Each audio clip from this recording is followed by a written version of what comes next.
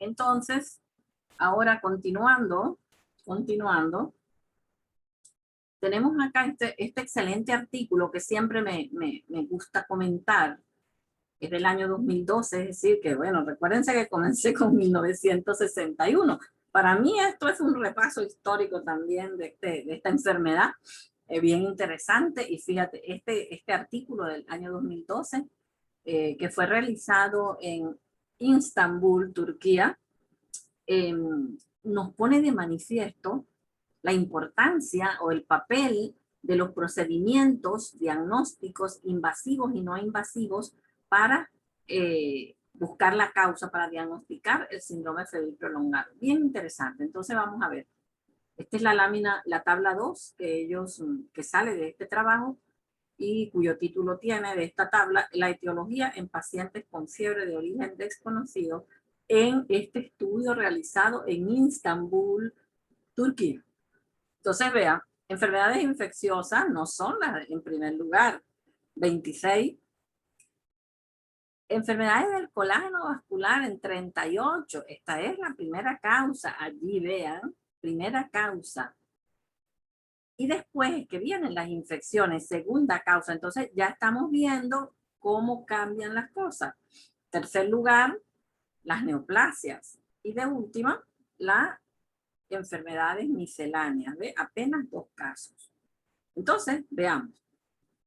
Vamos a comenzar con las infecciones, porque están acá en esta primera columna. De nuevo, ¿ves? No es extraño, tuberculosis en 18 casos, primer lugar, seguida de todavía tuberculosis, de 3 tuberculosis miliar. Serían 21 casos con tuberculosis. 3 linfadenitis, 3 pleuropericarditis, 3 peritonitis, 3, no, mentira. Es 18 casos de tuberculosis pulmonar y esta es la localización de la tuberculosis. Como yo les dije, ¿ves? Que no era la tuberculosis clásica, sino estos cuadros clínicos de tuberculosis: linfadenitis tuberculosa, tuberculosis miliar, pleuropericarditis, peritonitis, tuberculosis pulmonar, pero no la clásica, tuberculosis renal, tuberculosis pleural. ¿Ves?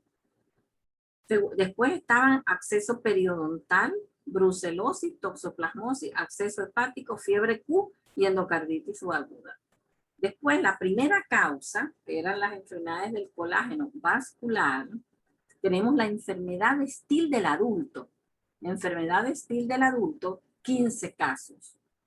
Entonces, dije que me iba a detener un poquito en la enfermedad de Still del adulto, porque es bien interesante que ustedes la tengan clara. Esta es una forma de artritis reumatoidea juvenil, donde el paciente tiene un cuadro clínico articular, tiene fiebre prolongada, puede tener esplenomegalia, va a tener leucocitosis, una característica muy importante, tiene leucocitosis importante, pero se hacen las determinaciones y no hay infección en ninguna parte. Tampoco tiene positiva la prueba del factor reumatoideo, es decir, esa prueba para diagnosticar artritis reumatoidea es negativa. Entonces, es un diagnóstico que se hace por descarte, es decir, descartando las otras causas. Después está el lupus en 6, polimialgia reumática en 5, fiebre mediterránea familiar, la meten ellos, en este estudio la incluyen en enfermedades del colágeno vascular, ¿ves? A diferencia de las otras series que la incluían en miscelánea. ¿Por qué? No sé. Vasculitis en 4 y artritis reumatoidea seronegativa 3, pero que no es la enfermedad de Still del adulto. Después en los tumores, que es la que viene a continuación, tenemos 6 linfomas, leucemia mieloide aguda 2, mieloide crónica 1, mieloma múltiple, síndrome mielodisplásico, nefroblastoma, mesotelioma y enfermedad de Castleman. Y en miscelánea, síndrome hipereosinofílico y lupus relacionado a drogas, es decir, pseudolupus. Entonces, esto me gusta mucho esta lámina porque es diferente, es decir, es de un país diferente, pero además demuestra enfermedades diferentes en otras regiones. Aunque cuando vamos a analizar grupo por grupo, vemos que la tuberculosis sigue siendo, en primer lugar, la causa número 1 de enfermedad infecciosa produciendo síndrome febril prolongado. De este mismo estudio, no, está más adelante, lo que les voy a comentar de este mismo estudio. Fíjense en esta otra lámina, tomada del Mandel también, de la penúltima edición.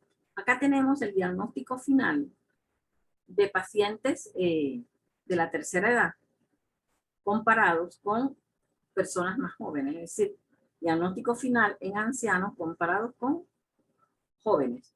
Entonces acá tenemos 152 jóvenes y 201 ancianos. Entonces vean, infecciones más frecuentes en los ancianos, 35%, según esta data que ellos dan. Y en los más jóvenes, 21%. Absceso, más frecuente en los ancianos. Endocarditis, más frecuente en los ancianos. Tuberculosis, más frecuente en los ancianos. Tumores, obviamente, más frecuente en los ancianos. Enfermedades multisistémicas, más frecuentes en los ancianos, aunque en los jóvenes también podían verse. Miscelánea, más frecuente en los más jóvenes. Y sin diagnóstico, más frecuente en los más jóvenes. Entonces, esto es tomado del Mandel. Y esta es causa de fiebre prolongada en viajeros que retornan a los países, tomado también del Mandel, ¿verdad? De esta publicación. Y vemos cómo la malaria está en primer lugar en dos series, en la de McLean y en la de Doherty. Malaria en primer lugar, hepatitis en menos proporción, infección del tracto respiratorio, más en la de McLean. Vamos a ver cuáles otras. Las demás son en baja proporción. Disentería, dengue, fiebre entérica, tuberculosis, riquecias, infección por VIH agudo, muy bajo. Acceso hepático, muy bajo. Misceláneas, 4,3 y 9,2. Aquí sí, más o menos significativo. Y no infecciosas, este número. Y sin diagnosticar, bueno, vean, 25 pacientes y 24,6, prácticamente igual, sin diagnosticar. Entonces, bueno, aquí lo que nos denota es la malaria, ¿verdad? En primer lugar, en ambas series, cuando hay antecedentes de viaje. Entonces, uno siempre tiene que tener eso pendiente. Y acá, en pacientes con VIH, ¿verdad?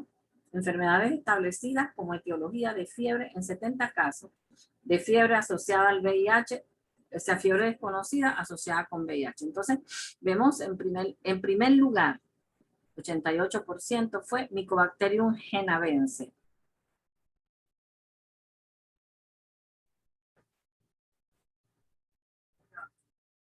No.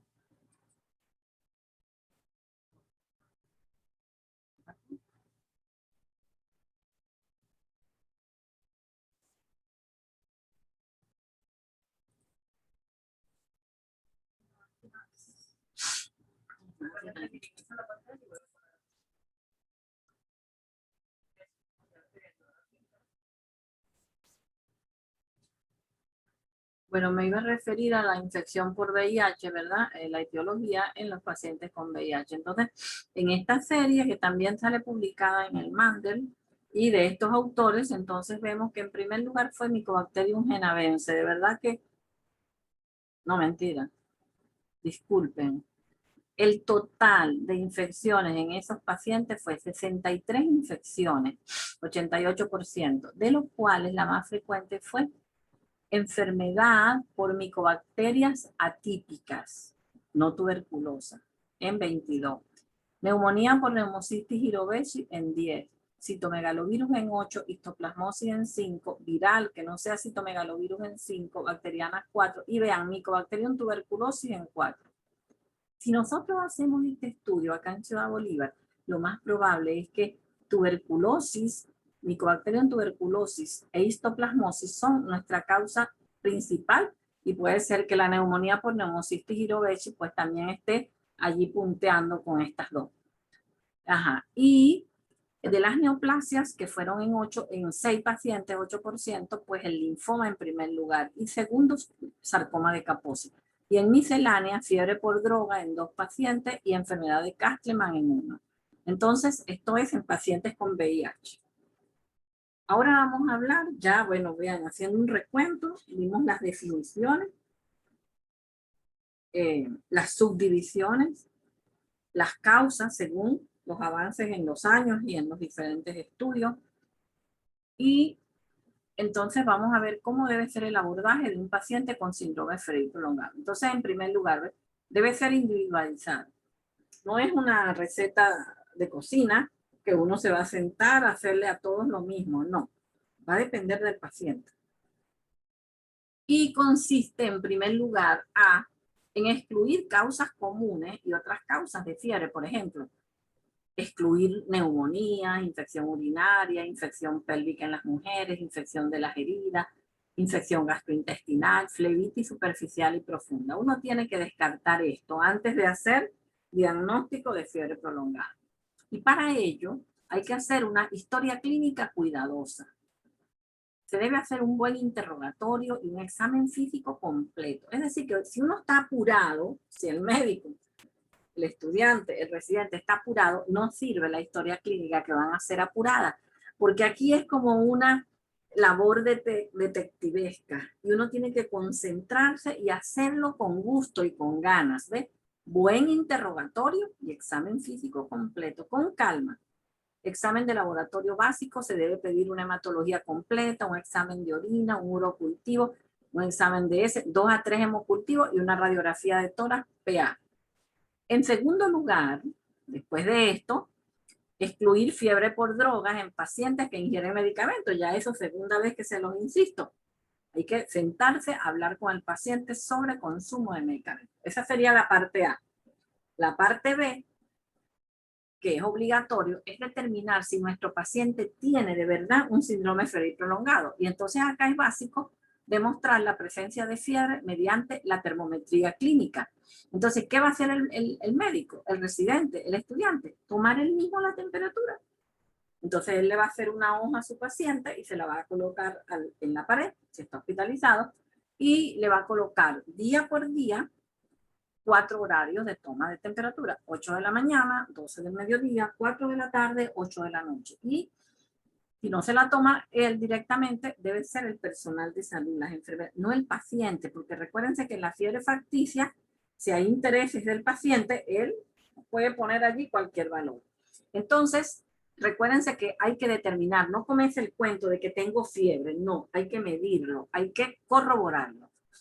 Y esa es la parte B. Y la parte C, plan de trabajo de un paciente con síndrome febril prolongado. Entonces, ve, para este plan de trabajo, el médico debe mantener en mente varios diagnósticos diferenciales, ya que muchos de esos pacientes tienen enfermedades tratables, pero que se presentan atípicamente. Puede ser una neumonía, pero que no da alteración radiológica. Y así sucesivamente. Entonces, para ello se debe hacer, vuelvo de nuevo, vean, 1, interrogatorio exhaustivo, es esencial. Segundo, cuidadoso y completo examen físico, la piel toda, por delante, por detrás y por los lados. Ganglios, explorar todos los ganglios, los del cuello, los inguinales, los axilares, los epitrocleares.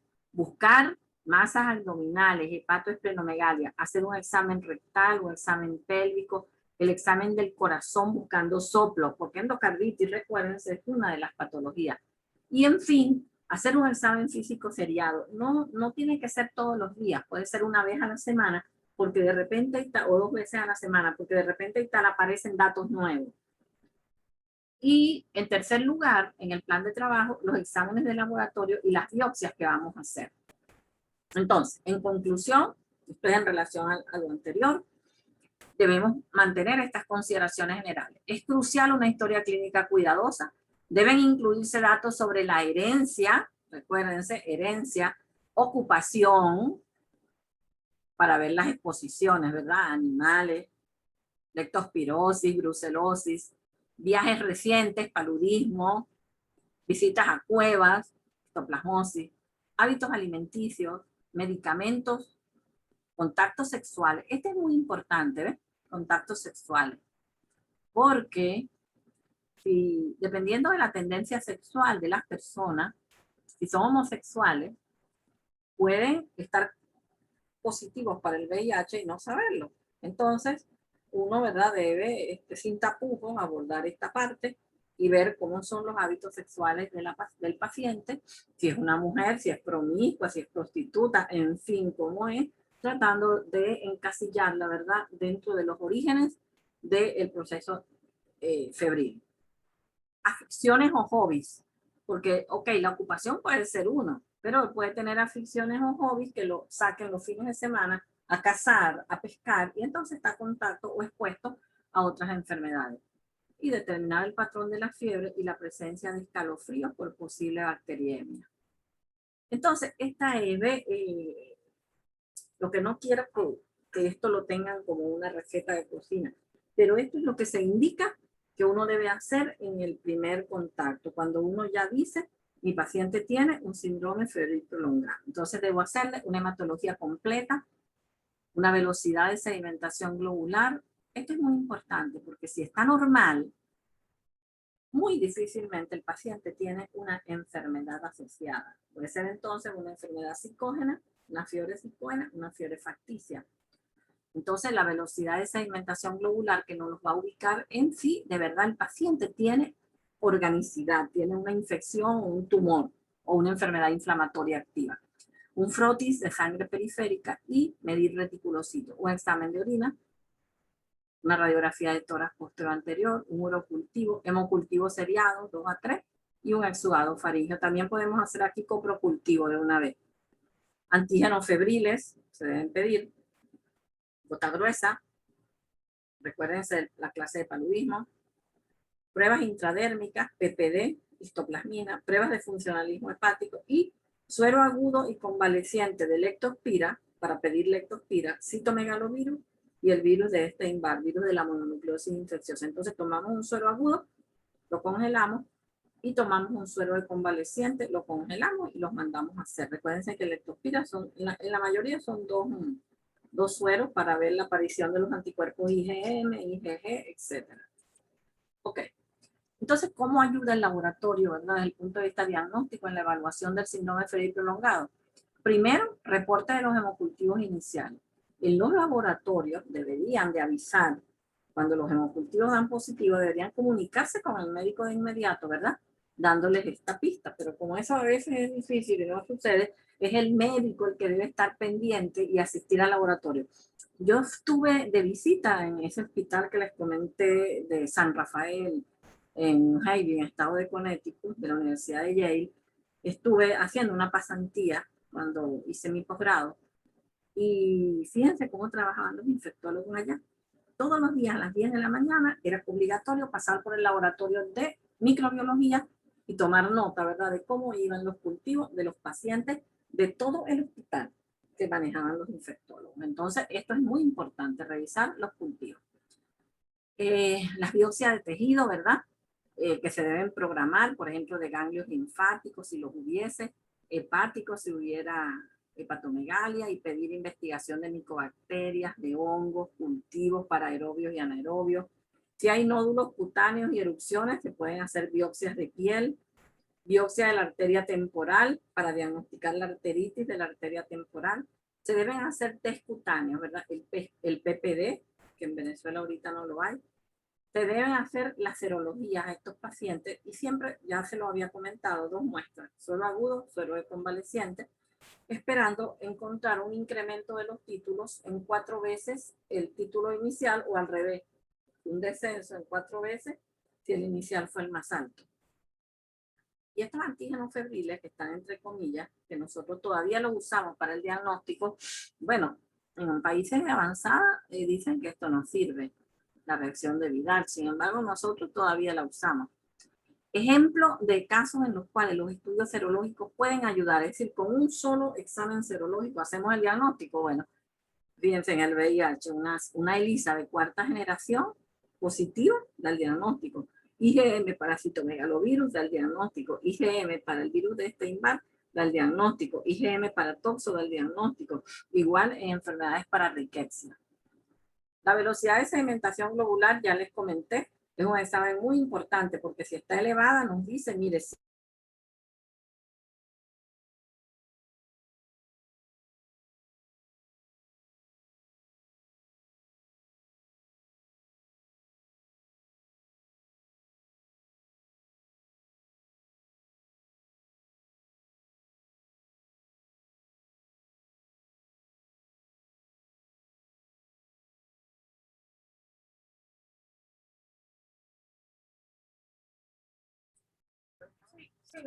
bueno, entonces, estaba en la velocidad de sedimentación globular, que es vital para orientarnos y decirnos, mire, sigan investigando que hay algo activo, ¿verdad? O no investiguen más, no gasten dinero en ese paciente, porque no hay, ese paciente tiene una fiebre facticia, una fiebre psicógena.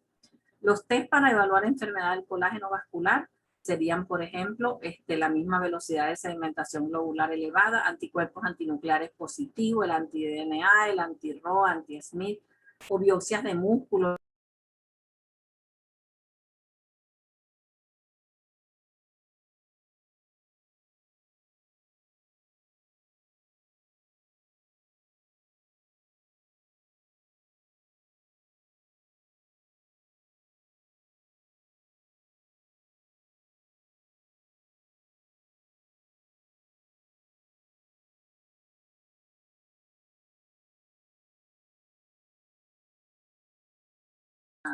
Listo.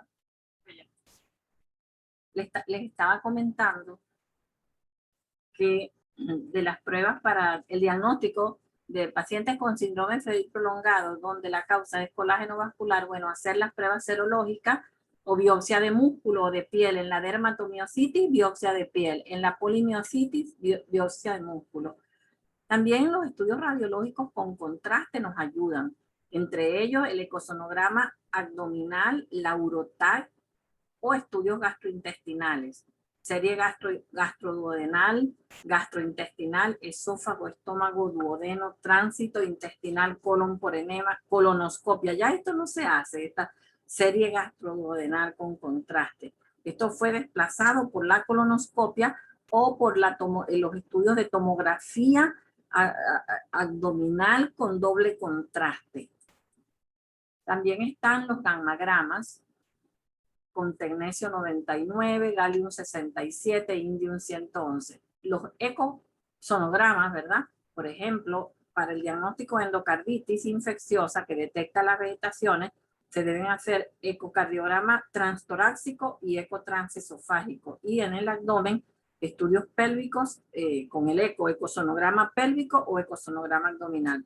Y las tomografías, como les dije, axial computorizada, y la resonancia magnética nuclear, mucho más especializadas para ver los órganos como si los estamos viendo abiertos directamente, pero son estudios radiológicos muy, muy importantes.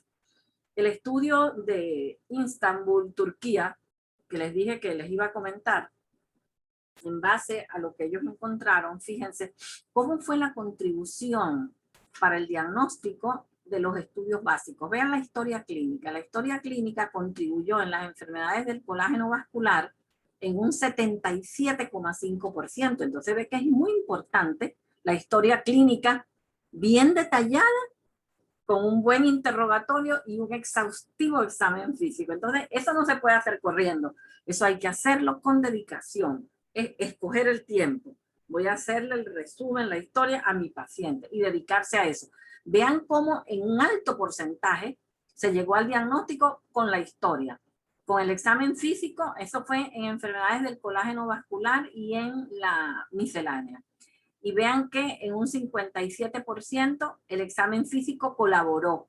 Igual los test bioquímicos. Entonces fue en este grupo donde fue más alto la colaboración de estos tres métodos básicos, ¿verdad? Después tenemos en las enfermedades infecciosas, la historia colaboró, la historia clínica en un 53,8%, el examen físico en un 42% y los test bioquímicos en menor proporción. Y en las neoplásicas, 43% la historia, 35% fue el que menos. el examen físico y 57% los exámenes de laboratorio. Ahora, cuando nos vemos cómo fue la contribución de los estudios de imágenes para el diagnóstico, vemos que en 47 pacientes los estudios de imágenes fueron positivos, ¿ves? Y de ellos, mayormente, la TAC de tórax en 26 pacientes, 30%. Seguido de la TAC abdominal en 20%. Después, el ultrasonido abdominal en 16%, la radiografía de tórax en 11%. Entonces, muy importante ver la colaboración de los estudios imagenológicos, vean el porcentaje, 47% en todos los exámenes. Y diagnóstico, el papel diagnóstico de los estudios de imágenes y procedimientos invasivos. Vean cómo fue. La sensibilidad de la TAC de tórax fue de un 100%, pero la especificidad fue baja. En el ultrasonido abdominal de igual manera y en la TAC abdominal de igual manera. Pero cuando nos vamos a las biopsias, vean, la sensibilidad fue un poco menor, pero la especificidad era 100 de 100. ¿Qué significa esto? Bueno, que para el diagnóstico, estos procedimientos imagenológicos son de mucha ayuda, son muy sensibles, te dan la lesión, pero no te dicen qué es. En cambio, que la biopsia, que es menos sensible, cuando la hace y da positiva, es 100% seguro que eso es lo que tiene el paciente. Y vean esto, cómo contribuyeron las biopsias de acuerdo a la patología. ¿Ves? De los ganglios linfáticos, ¿ves? 4 tuberculosis, es decir, que en 16 biopsias de ganglio linfático, 9 fueron positivas. 4 para tuberculosis, 4 para linfoma y 1 para enfermedad de Castleman. Una biopsia peritoneal, tuberculosis. Mesotelioma, 1. Lupus, 1, en una biopsia renal y vasculitis. En una nefrectomía, tuberculosis, en un aspirado de médula ósea, tuberculosis y enfermedades hematológicas, ¿ves? Síndrome mielodisplásico, mieloma múltiple, leucemia, transbronquial, tuberculosis, arteria temporal bionegativa y en piel 2 de 7. ¿Ves? Entonces, la conclusión de ese estudio, de ese excelente estudio, es que los rasgos clínicos, como estén detallados en la historia clínica, ¿verdad?, tomada mediante el interrogatorio y el examen físico, puede contribuir al diagnóstico, particularmente en las enfermedades del colágeno vascular. Los estudios de imágenes exhiben ciertas enfermedades que guían los estudios invasivos, es decir, biopsias por punción, pero que la biopsia es un procedimiento que contribuye grandemente al diagnóstico, particularmente para malignidades y enfermedades infecciosas que no son diagnosticados por procedimientos no invasivos. Y acá lo que vamos a ver es, en este estudio también, que me pareció excelente, del año 2009, este fue realizado en Francia, creo que en el hospital de la ciudad de Lyon, Francia, y publicado en Archivos de Medicina Interna. Y esto lo que valora o lo que estudia es el peso del examen de la médula ósea en el diagnóstico del origen de la fiebre de origen desconocido. Y ellos, vean que estudiaron o publican su serie de 280 pacientes con fiebre de origen desconocido. Estas eran las características basales. Y el diagnóstico final fue enfermedad inflamatoria no infecciosa en el 40,2% de los pacientes, y en cambio infecciones 15,9%, neoplasias 30%, misceláneas 13%. Entonces, ¿ves? Ellos encontraron que las enfermedades inflamatorias no infecciosas eran las más frecuentes. Y esto es cómo el resultado de la biopsia de médula ósea era capaz de dar el diagnóstico. ¿Ves? 25 enfermedades malignas hematológicas, de las cuales 11 eran linfoma no Hodgkin, 4 linfoma de Hodgkin, 4 leucemias agudas, 4 linfoma de células T y en menor proporción los otros. Y otros diagnósticos, mastocitosis, tuberculosis apenas en 2, granuloma en 1 y la leishmaniasis visceral en 1. Todo esto por médula ósea. Y esto que me parece muy importante, esta lámina, que es un análisis multivariable de factor predictivo en el aspirado de médula ósea, en el plan de trabajo de fiebre prolongada. Si mi paciente tenía, ¿ves? Si mi paciente tenía esplenomegalia, vean que el odds ratio, la probabilidad era de que la médula ósea diera el diagnóstico era de 2.55%. Si tenía anemia, de 3.24%. Si tenía trombocitopenia, que era el mayor odds ratio, era de 4.49, con significancia estadística, ¿ves? 0.05. Entonces, los pacientes con trombocitopenia y fiebre prolongada se les debe hacer un aspirado de médula ósea. Igual si tienen anemia también fue significativo. Ok. Bueno, ya casi estamos terminando. Acá lo que quiero traerle es este trabajo de abordaje clínico de adultos con fiebre prolongada, que es más reciente, del año 2016, y es de un hospital de Latinoamérica, lo menos más cercano a lo nuestro. Esto es de Paraguay, si no me equivoco es Paraguay, el hospital donde se, Paraguay, en Itauguá. Entonces ellos encontraron que las pruebas confirmatorias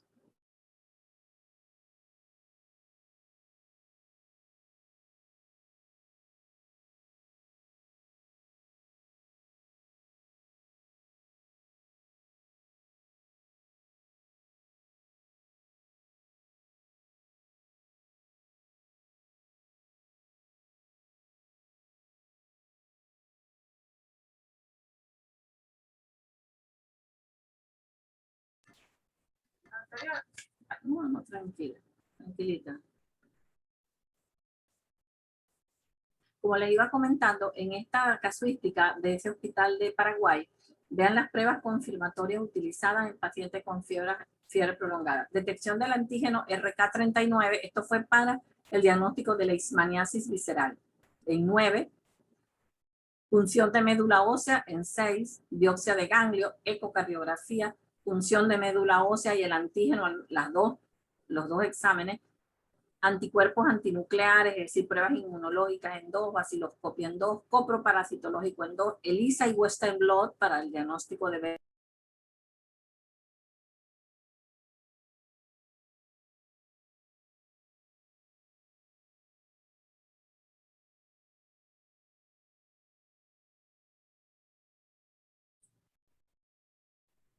como les iba comentando, ELISA y Western blot para el diagnóstico de VIH, ve 2 casos, tomografía de cráneo y cultivo de secreción en 2, y en número 1, biopsia hepática, colonoscopia, factor reumatoide, cultivo de líquido cefalorraquídeo, ecografía de partes blandas con cultivo de secreción, ELISA, Western blot y biopsia duodenal, endoscopia digestiva alta y biopsia, hemocultivo, punción de tiroides, resonancia magnética con gadolidio, radiografía de tórax y cultivo de líquido pleural. Esta fue la frecuencia. Y esta es la etiología, cómo quedó. Causas en ese estudio.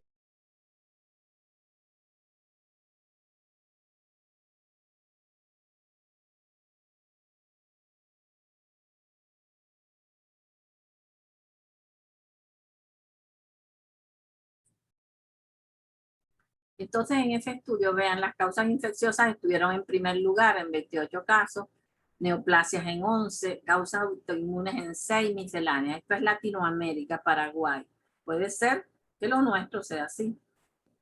Y este es el diagnóstico final en esa casuística. Leishmaniasis visceral en 14 pacientes, leucemia en 4, tuberculosis en 4, acceso en 3, y después en menor proporción endocarditis, linfoma, artritis reumatoide, cáncer, lupus, sida, enfermedad pleural sin germen, enfermedad de Crohn, enfermedad de Still del adulto, espondilolisitis cervical, infección de catéter de hemodiálisis, linfoma de Hodgkin, necrosis hepática medicamentosa, uncinariasis.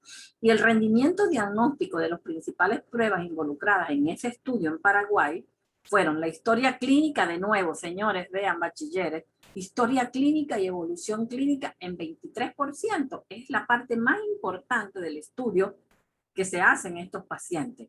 Y después, en menos proporción, vean, cultivos y serología, inmunología, radiología estándar, ecografía abdominal, ecocardiografía, TAG y resonancia magnética, gammagrafía, bueno, las biopsias que también van a la par con la historia y la evolución clínica. Autopsia 2,6 y otras o combinaciones 14%. Bueno, entonces creo que es la última lámina. Este sería el protocolo básico inicial, la historia clínica detallada y calmada, ¿verdad? Con un interrogatorio completo. evaluación funcional, exploración física. Y estos los exámenes de laboratorio, ¿verdad? Que se deben de pedir, que ya los teníamos ya en otras láminas. Pero que si nosotros hacemos esto, pues podemos conseguir la causa de del síndrome febril prolongado. Esta lámina es tomada del Mandel y más o menos dice lo mismo. ¿Cuál es la...? No, yo sé, pero este no ha terminado. Pero ¿dónde está la...? ¿Dónde está la presentación? ¿Dónde aquí en compartir pantalla. ¿Compartir? Que quiero ya finalizar. En esta lámina, tomada del Mandel de la última edición, fíjense que ellos de nuevo comienzan evaluación diagnóstica general de pacientes con fiebre de origen desconocido y comienzan con la historia clínica, ¿verdad? Bien hecha, con calma, con dedicación. El examen físico repetido, ¿ve? Esto no es costoso, esto no cuesta.